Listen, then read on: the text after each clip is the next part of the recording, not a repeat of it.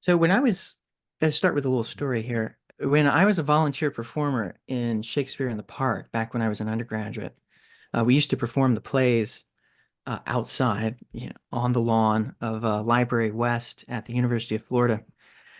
And the plays were performed rain or shine. So we would practice in the evenings under the pine trees and to for warm up to get us thinking as a group.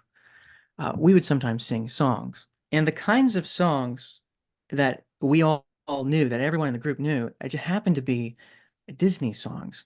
And I think that that's something particular to millennials, like myself, that we were kind of raised on Disney movies and we knew all the classical numbers. So looking back, it's kind of strange to think that the common culture shared by everyone in the group just happened to be Disney music, besides Shakespeare. But the idea of a shared culture of any kind today is, I think, increasingly rare, for better or for worse. But I suppose we do have reels and memes, which go viral and have this kind of shared culture that become a certain template. There's a culture of jokes and satire and parody that have really become ubiquitous. And there are certain memes that are so old that just when you see them, you know exactly what they're doing in the context in which they appear. And these shared art and media are important for furnishing societies and people groups a common basis of relation with stock characters and situations that take on an emblematic and an ever-changing significance. They kind of grow with the culture as it grows. Now, for English people in the 16th and 17th centuries, it was the Psalms that furnished a collective basis of common culture and placed them within this shared identity. So it was a place where you could rally, it was a thing rather, um, that groups would rally around. And it's difficult, I think, to overstate the importance of the Psalms during this time, especially the English piety traditions. Families would sing them. It didn't matter what the denomination was. Families would sing them at family worship each night. You would sweep a floor. You would hum a psalm. You carry out your daily tasks humming the psalms. You buried your dead with the psalms. You carried out your duties. You would cry to God for protection with psalms. You would give thanks with psalms. And during the corporate worship of each Sunday, they would gather and everyone would sing psalms together. And it was that kind of unity and psalm singing over poetry that was an important source for identity and unity. And when we're thinking about American poetry, we're thinking about a new identity.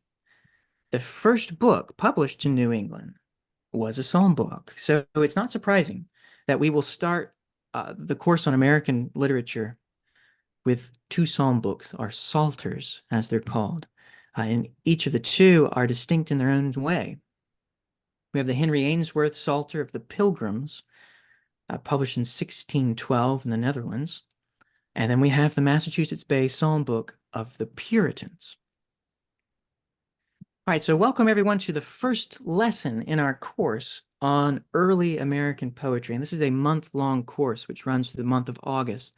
This is going to serve as a preface to our fall semester course on the American Renaissance, in which we'll turn our attention to writers like Ralph Waldo Emerson, Henry David Thoreau, Emily Dickinson, and Walt Whitman, really the greats. So this is going to help us understand how the story began and how literature developed as traditions borrow from each other and evolve as the people and the nation evolves. So I'm hosting this course to my student sponsors on Patreon who are here with me live for the presentation and will join me afterwards for small group activities and discussions around the Psalms. So we're going to go into breakout rooms and then compare a couple translations. So for those on YouTube, the cost, if you're interested to become a student sponsor, is $10 a month. So essentially you're buying 4 classes at $250. But this is a great way to help support my public humanities work. And of course, those who can't, the lectures will be free on YouTube and available there. So let's get into the two main Psalters. And I want to talk about the difference between Pilgrims and Puritans. They were both English Protestants. And English and Protestantism was a religious movement that protested against the authority of Rome, of Roman Catholicism. So, generally speaking, instead of looking to a pope for authority, the Protestants looked to the Bible. Now, the Pilgrims and the Puritans almost look exactly the same. For the most part, they believed the same things regarding Christian doctrine, but they differed significantly in their relationship to the Church of England and their subsequent settlements in America. The Pilgrims were known as Separatists. This was a group who believed that the Church of England was beyond reform and chose to break away from it entirely. They first fled to the Netherlands to escape religious persecution. Henry Ainsworth, the translator of the Ainsworth Psalter, was one of them, and his translation was published there, and it was used by the Separatists. And then they wound up sailing to America on the Mayflower, landing at Plymouth in 1620, and Henry Ainsworth was not on that voyage. So that's the Separatists. They were separating from the Church of England. The Puritans were non-separating, at least at this point in the early 1600s. They were, for the most part, adherents to the official national church in England, the Church of England, which is now called Anglicanism or Episcopalian church. And the Puritans aimed at purifying the Church of England from within. Now, they settled in Massachusetts. They settled the Massachusetts Bay Colony.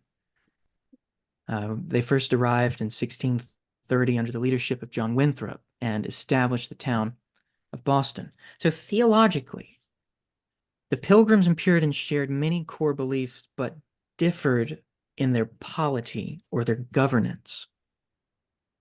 Church polity would shape the identity of early American communities and in part the nation itself. The Separatist Pilgrims emphasized the independence of the local church. They were free from control by the king or bishops. They generally did not approve of King James I's religious settlements. The Puritans were not so extreme, although they also were critical of James I in certain ways. But the Puritans did not consider their local congregations in protest against the larger body of the Church of England. Now, later in the 17th century, this will change. You'll get congregationalism and forms of independence, also Presbyterians, which in some ways are part of the Puritan faction. But at this point, Separatists, Puritans, different.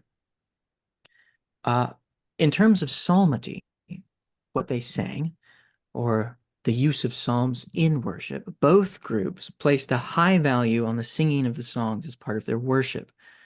But they favored different translations. And if you were able to peruse those prefaces in the course material, you'll see that they shared some very similar convictions, but they also emphasized different things. So the Pilgrims used the Ainsworth Psalter, translated by Henry Ainsworth, which included the psalms and tunes suitable for congregational singing. And this was first published in Holland in 1612. The Puritans, settling in the Massachusetts Bay Colony, published in 1640 the Bay Psalm Book, which was the first book to be printed in America. And this Psalter was a very straightforward translation intended to be faithful to the Hebrew texts, but also reflecting the Puritans' emphasis on scriptural purity and doctrinal correctness. Now, the two books were not really produced at each other. The Bay Psalm Book wasn't really producing it in protest against the Ainsworth Psalter. The Separatist Psalter wasn't much of an opponent back then. What they both were resisting was, on one hand, Miles Coverdale's translation of the Psalms in the Book of Common Prayer, and on the other hand, Sternhold and Hopkins' whole Book of Psalms, which we looked at in, I forget when we looked at it, might have been in the devotional poetry course. But this book was published by Sternhold and Hopkins, authorized by Queen Elizabeth, and the Puritans moving to America thought that well, it wasn't pure enough, these translations. And Henry Ainsworth believed the same thing, hence the production of these two psalm books. So culturally, the Puritan settlement in Plymouth was characterized by very modest beginnings and a more inclusive approach towards the Native Americans. This is marked by the celebrated Thanksgiving feast. The Puritans, on the other hand, settled in Massachusetts Bay. They grew rapidly and established a more, some would say more rigid, but definitely more theocratic society, one that was governed by church. So the way society was formed, they looked to the minister as the expert who is the agent of the church. And you can still see vestiges of this in New England. Here in Boston, everyone is, what are the experts saying? What do the leading journals say? What do the greatest institutions say? And the further south you go, where I'm from in um, the Deep South is still very, very suspicious of anything institutional. And this is still playing into the politics of America today. So it's very interesting to see how these early poems are still shaping the identity, or at least we can see the germ of that. As I said, the Puritans valued education, authority, and this partly led to the establishment of institutions like Harvard College in 1636. So our lesson next week will focus primarily on the Puritans of the Massachusetts Bay Colony. We're going to be reading Anne Bradstreet. While both the Pilgrims and the Puritans sought religious freedoms and played foundational roles in the early history of America, their theological nuances, their approaches to church government, and cultural impacts distinguish those legacies in really interesting ways. And some of those ways you can see in the Psalm books. So let's talk about the books, beginning with the Ainsworth Psalter, the preface by Ainsworth to the Book of Psalms outlines his goals. He talks about his aesthetic and theological commitments in translating the Psalms into English, both in prose and in meter. Now, you'll see from the link, and folks on YouTube, I'll provide this in the description, that you can browse the Ainsworth Psalter on Ebo, the early English books online, a great website, by the way. A lot of digitized material is on there. But in terms of literary quality, the translations of the Ainsworth Psalter they tend to be more musical than those of the Bay Psalm book, although there are some exceptions, and we're going to look at one of them.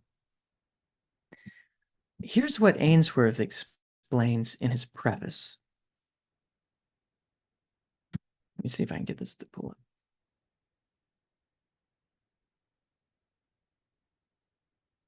Right, so here's the Puritans, or rather the Separatists, portrayed there by Henry George Bowden, cutting smart figures against the austerity of New England winter. Here's what Ainsworth says in his preface.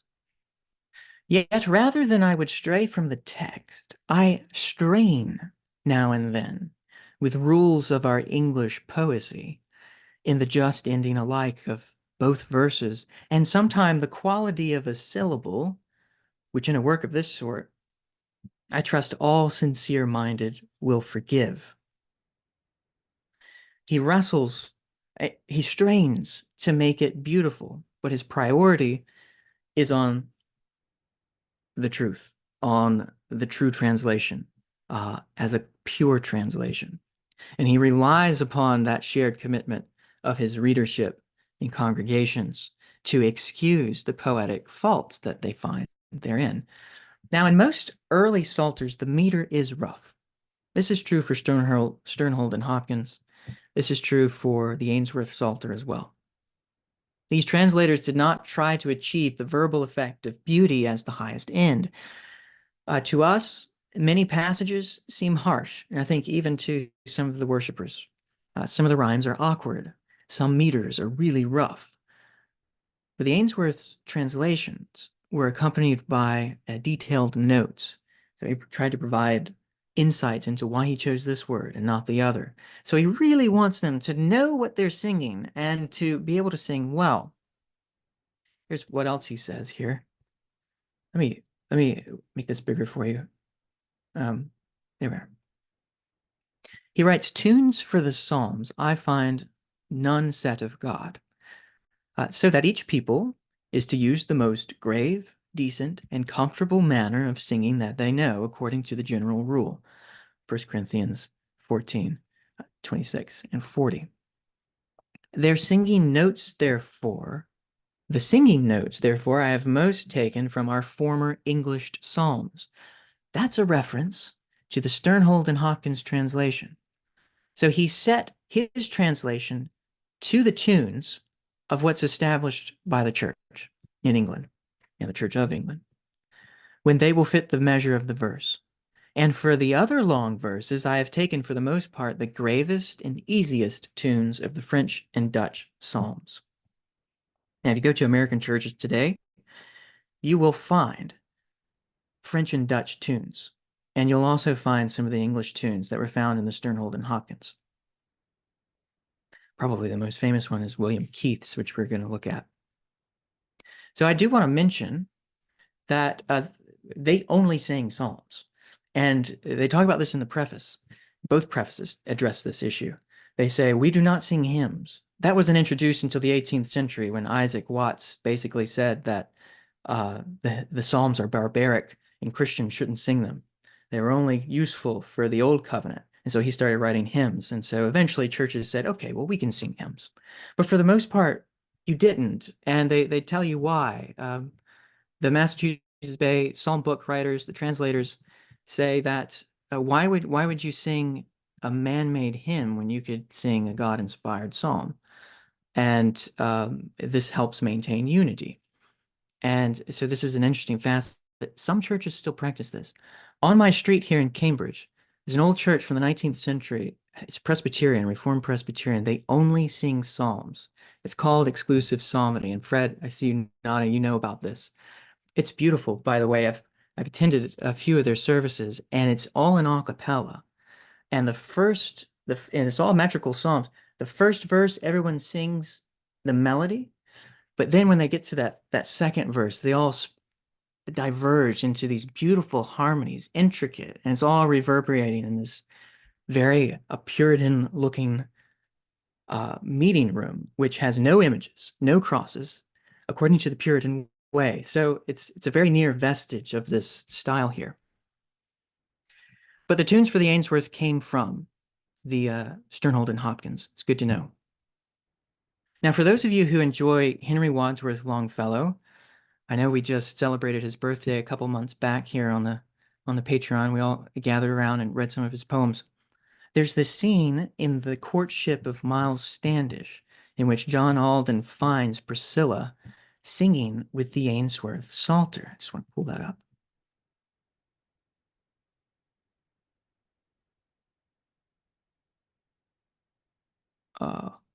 No. Let's see. Yes. All right, can you see that? Okay. And these are the lines. Heard as he drew near the door the musical voice of Priscilla singing the 100th Psalm, the grand old Puritan anthem. Now he says Puritan here, but he's talking about the Separatists. Music that Luther sang to the sacred words of the psalmist, full of breath of the Lord, consoling and comforting many.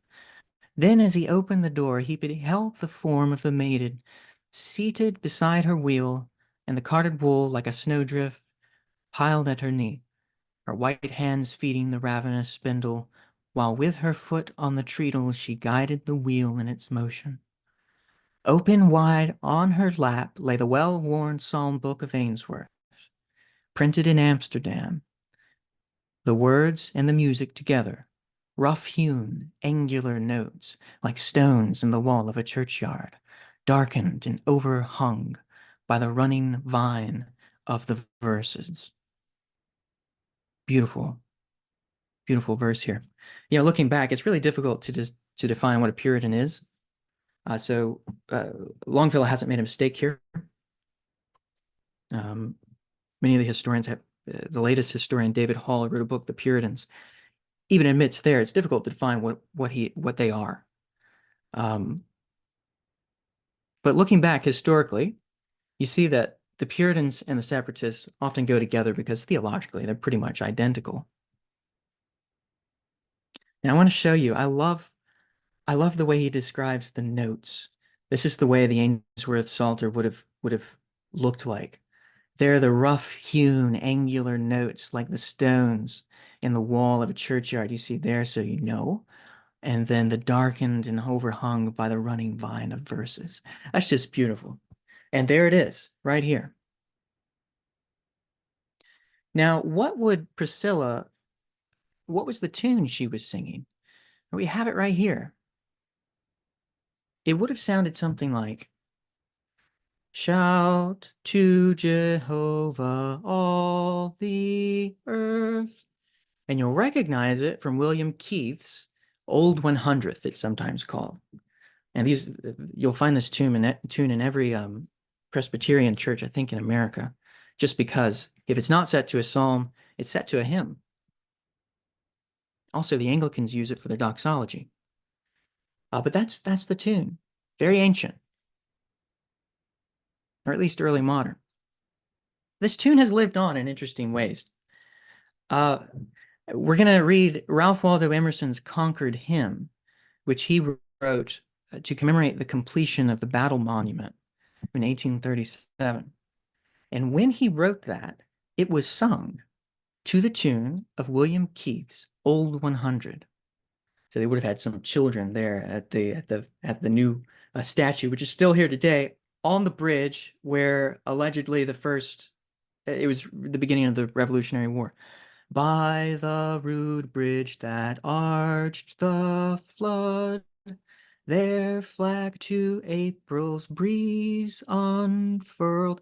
So it's an interesting case study in secularization during the American Renaissance, which we're gonna read more about when we get to Emerson later in the fall.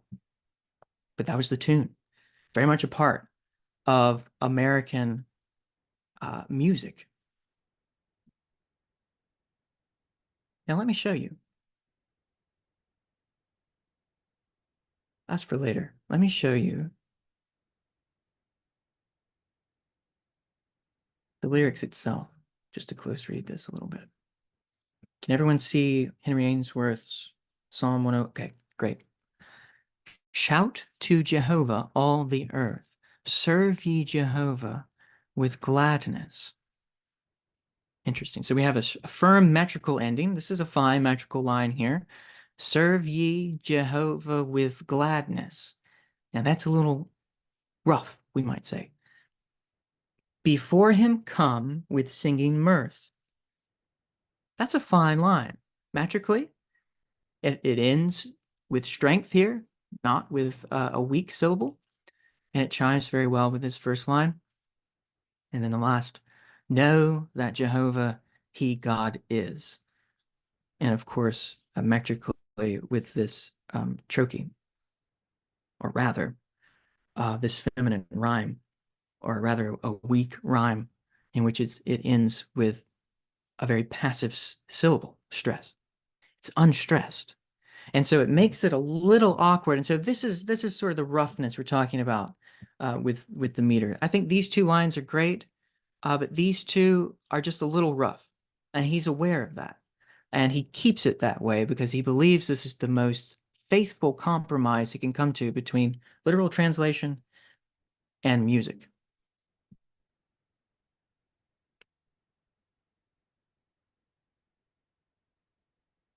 Now let's talk about the Base Psalm book. The Base Psalm book by the Puritans, 1640, was a collective effort by several New England ministers, including John Eliot, Richard Mather, and Thomas Weld. They aimed to produce a text that was both faithful to the original Hebrew Psalms and suitable for congregational singing. They got the same aims as Henry Ainsworth. The translators prioritized accuracy over literary elegance, and this produced a text that was often seen as very crude or plain, but was highly valued for its perceived fidelity to the scriptures. And I want to show you what they say in the preface. This is just brilliant. Let's see if I can get it up. There we are. If therefore the verses are not always smooth and elegant, as some may desire or expect, let them consider that God's altar needs not our polishings. Exodus 20. And that's the chapter where Moses is commanded to make an altar of rough stone. And when Herbert in his poem The Altar says, "No workman's tool hath touched the same," rearing this altar, he's referencing Exodus 20. That's what they're doing as well.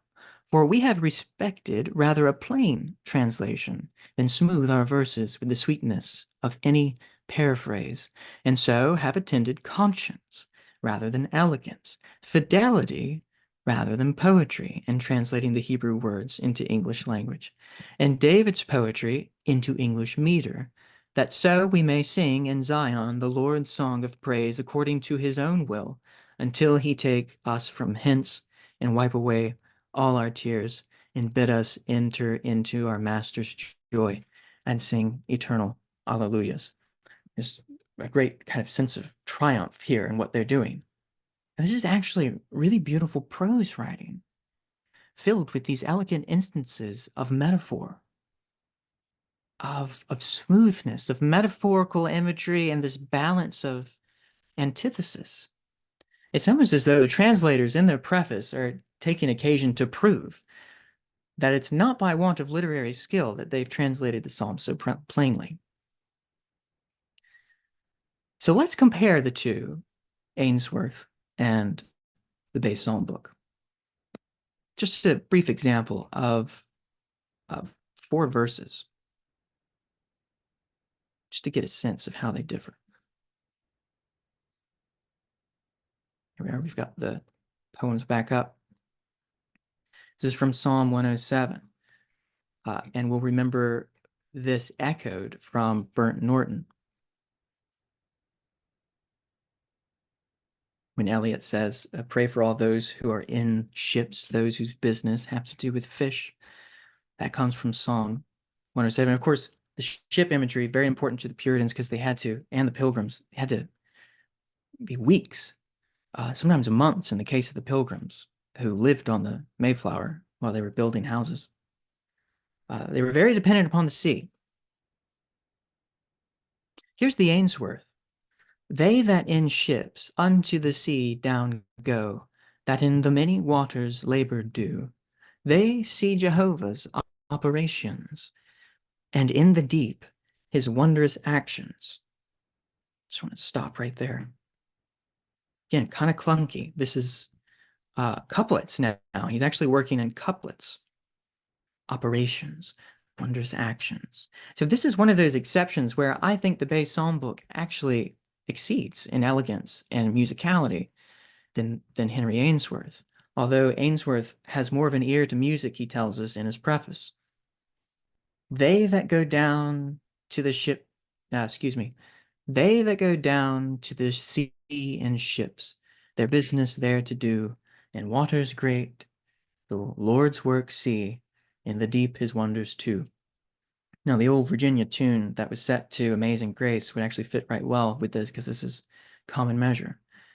Because that he the stormy wind commandeth to arise, which lifteth up the waves thereof, the mount up to the skies. So it's certainly more musical. It's a little bit more delicate, and I think the meter is more smooth, and it would have fit well with basically any common measured tune you knew. So you could switch it up if you got tired of an old tune. But that's an example of how they differ, and other times just are very, very, very, very similar. Okay, so these Psalms, both translations, very singable, which covers a multitude of literary faults. And the printing of the Base Psalm book was overseen by Stephen Day, who is credited with establishing the first printing press with the English colonies. And it was printed where today is Harvard University. So on that ground, was that book published? Now, the Psalms served not as only a vital aspect of religious devotion and worship, but also as a cultural touchstone. And it's there where we'll be focusing and drawing on these two Psalms as we do our future reading into the Puritans. Their emphasis on congregational singing fostered this sense of unity and shared purpose and really anchored the American settlers in a shared identity, a common tradition. Literarily, the Psalms influenced the poetic traditions of the time. You'll see with Anne Bradstreet that her early work is very classical.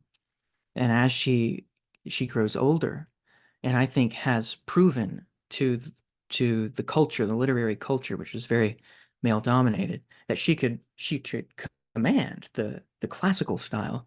Then you see her turning to, I think, what she really loves, which is the Hebraic plain style, the Puritans. So this is going to be something that is part of the American identity in poetry. And as we continue our study of early American poetry, it's crucial to appreciate how these sacred songs helped shape this evolving American identity, which served as a bridge between the old world and the new, between individual devotion and collective expression, between a new nation and roots of the old. Now, I want to introduce the exercise we're about to do.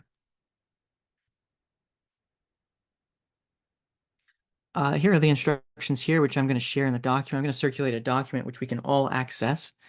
For this exercise, we're going to split up into breakout rooms and compare some psalm translations, the Ainsworth against the Bay. And in the link I'm going to share in the chat, you'll see the document to that. So first, begin by reading the Psalms aloud. And a volunteer should read one, and a volunteer should read the second. And then the second point is to discuss. Think about the differences. For example, you might think, how do the translations stylistically differ? What are they doing that the other is not? Which seems more musical or pleasing to your ears? How do the translations reflect the values of their translators? And also be sure everyone has a chance to share an observation if they want to. And right before the breakouts end, someone should be elected as a spokesperson for when we come back to the room. We're going to share brief notes of what was discussed in the group, and it's usually much more easier if we all have one person do that, with a few people jumping in if something was missed. So the spokesperson should briefly share the group's discoveries. I'm going to put these directions in the chat so you can have them when you're in the room. And before I forget, I'm going to stop the recording. Thanks everyone on YouTube who joined us. And until next time for the Puritan Poets next week.